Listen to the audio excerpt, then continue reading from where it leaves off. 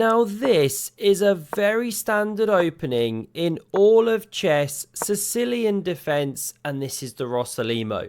Magnus Carlsen, world number 1, playing black, played in this position a brand new opening.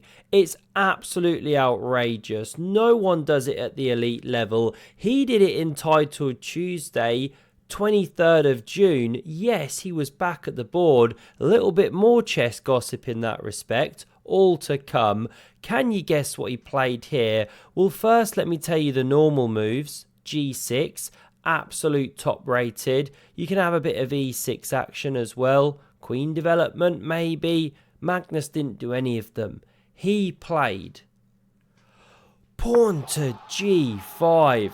I mean, it's absolutely shockingly stinky and yet so beautiful at the same time. Launching Gary down the board. We know that Garys are a dying breed. If you know one, give them a hug. There's not many left here. And of course, we've got to ask, what if white takes? This is one of the top moves, but it wasn't played by Niklas Schmeider, a German international master, playing this Titled Tuesday online game against Magnus. Well, there's no knockout blow. This is just a quick sample line. You kick back the knight, and you could take on G2.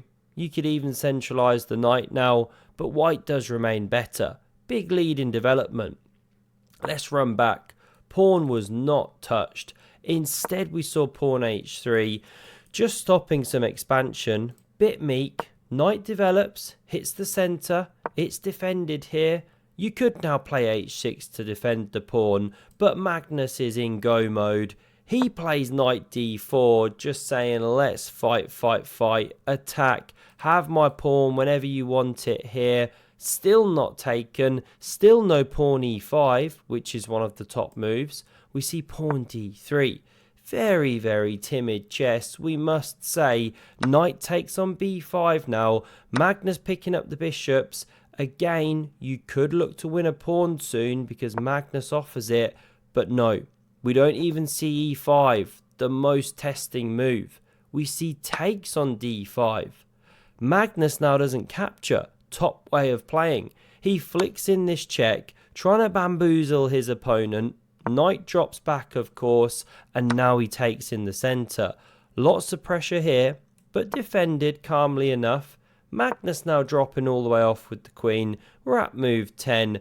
Somehow the opening phase is now giving way to the middle game and the pawn finally captured. No one knows what's going on. I normally promote Lotus Chess at this point, the #1 opening app, but Magnus doesn't even need it, right? Does what he wants on his openings. If you need any help, get that app. They just crossed 500,000 downloads, which is nuts for an app that just launched last year, and they're constantly developing it. Now does your end game training too. It's incredible. Only app I use, only app I promote these days as well. Links in the description, free to get started. I absolutely love it. Check it out. So many others have.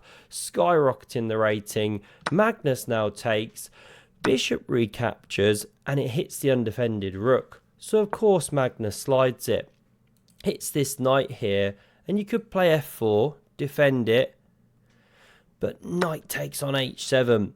Completely uncompromising. Going for the bishop, going for some funky tactics. And this isn't actually the best move. Queen f3 is then played.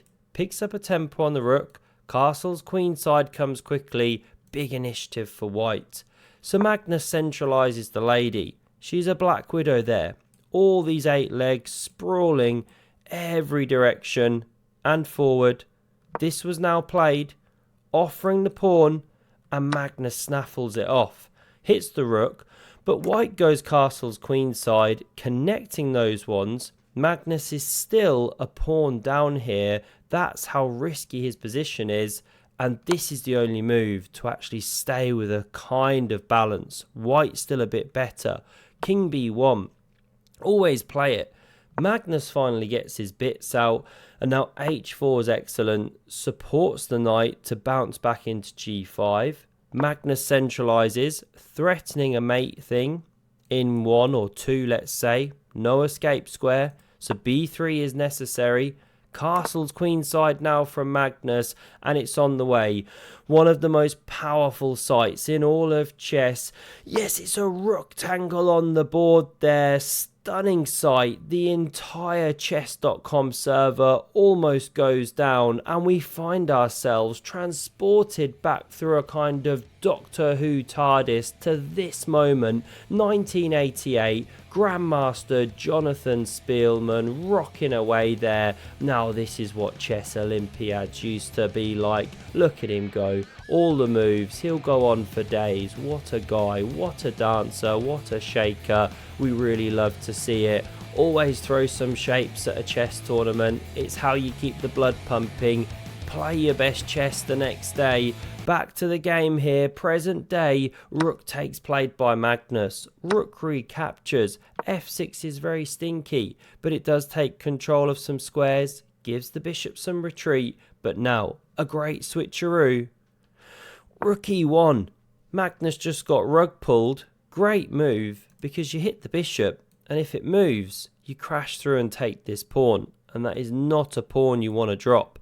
Then f6 weak. The knight could come out. So rook d6 was played to cover, and f4 is now the best move. Trying to get at this bishop, distract it one day, and if this bishop were to take, it just lost control of this square. Knight f8 hits the bishop, it moves, then you crash through. Big advantage to white.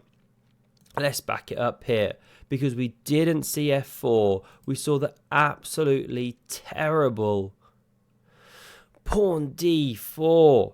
Big drop over here. Ival Barovic hates it, and this is what Magnus is banking on, that his opponents will make mistakes in these weird openings. Now the point is, after takes here, you've opened up this diagonal and you're hitting the rook, but after it slides away, white just hasn't got the initiative to actually back up the pawn sacrifice. Bishop takes on e7 was played. Yes, you take the base of the chain, looks nice, but after bishop f5, it's black with the attacking ideas. Two pieces converging on c2, and the knight's hanging on h7. Loose pieces drop off, so bishop takes on f6 was desperately tried, offering pieces, two of them, but trying to invade with the queen. Make it weird.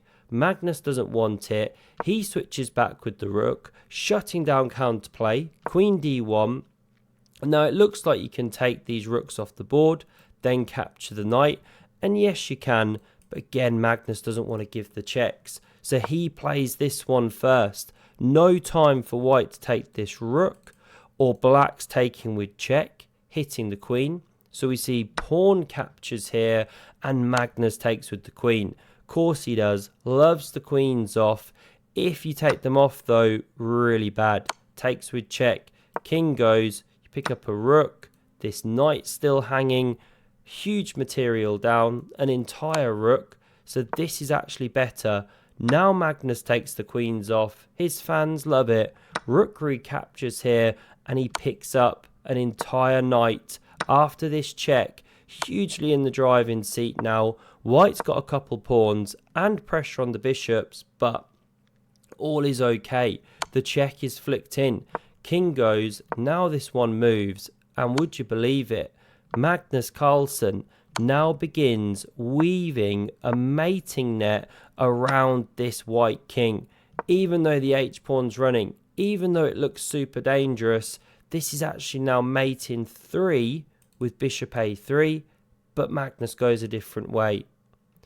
Bishop d2 check. Still excellent, still winning, because after king c4, rook c2 check, it's now mate in 6. White's forced to interpose with the bishop here, no other squares. And once that's played, this leads to the fastest checkmate. You're hitting a rook, let's say you save it, hit a bishop, then you can weave it, starting with a pawn push. Also, you could have moved this bishop immediately to e5. Discovered check. The bishops form the barrier. King has to go. And then you shut the trap. Just like this. Magnus takes down his IM opponent there. Great to see him back in Titled Tuesday. And here's the goss. He played this one game, mic dropped it, left the tournament, but the week before, he played the entire thing. His return to Titled Tuesday. Completely missed it my end with everything else going on. The tournament, the Blitz Team Championship. He came second. He's finally back. Who knows what's going on with the politics behind the scenes, but he's finally back at the board, playing online, Titled Tuesday chess. It's great to see. Do hit that subscribe button if you enjoyed, and check out the video on the screen if you want to see more epic chess. Cheers.